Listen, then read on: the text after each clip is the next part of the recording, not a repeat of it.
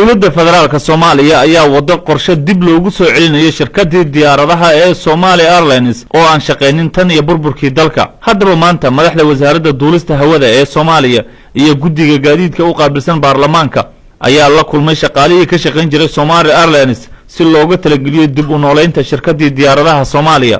ugu horeyntii mid kamid ah shaqaalihii hore ee Somali Airlines iyo xildhibaanil kacas oo ka tirsan guddiga gaadiidka ee baarlamaanka ayaa halkaasi ka hadlay.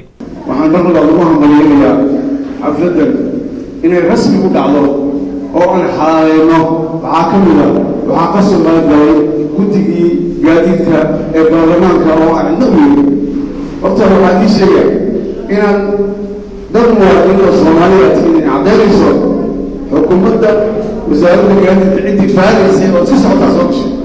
Somali Airlines taariikh dheer bay leedahay ma soo wada koobi kara maanta halkan ku hase ahaato Somali Airlines anu waxaan ahaa qoladii 95 kii la qoray waxaana train gareysay British Caledonia oo loo yaqaanay Timber Airline. British Timber waxay ahayd labadii diyaaradood ee 707ka oo Somali Airlines soo kireysatay ee ugu horeeyay. wax badan baa soo marnay Britishkii markii naga tagayeen qofkii ugu horeeyay senior person laga dhigay baan ahaa. wasiirka wasaaradda duulista hawada Maxamed Cabdullaahi Omar ayaa sheegay in dawladda ay ka go'an tahay dib u nooleynta Somali Airlines.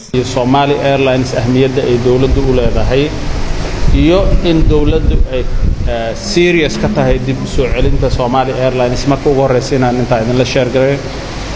marka labaad Somali Airlines ma soo noqon karto la'aantiin dadkii aqoonta u lahaa waa idinka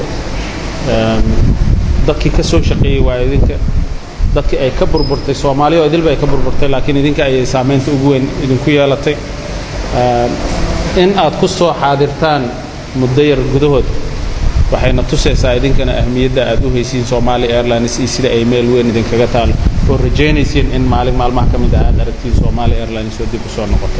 marka shirkani waa shir hordhac u ah shirarka dambe ee wada tashiga ah ee aan ballaarin doono ee soo socda hadduu Ilaahay ka raali noqdo. waxaana ka wada tashanaynaa sidii aan Somali Airlines oo la jaan qaadi karto adduunka maanta waxa ka jira aan dib ugu soo nooleyn lahayn. marka wada tashigeena waxaan rabnaa inaan ka bilaawno meesha saxda ah ee wada tashiga laga bilaabano waa idinka. Axmed Saciid Axmed, Telefishinka Cable, magaalada Muqdisho.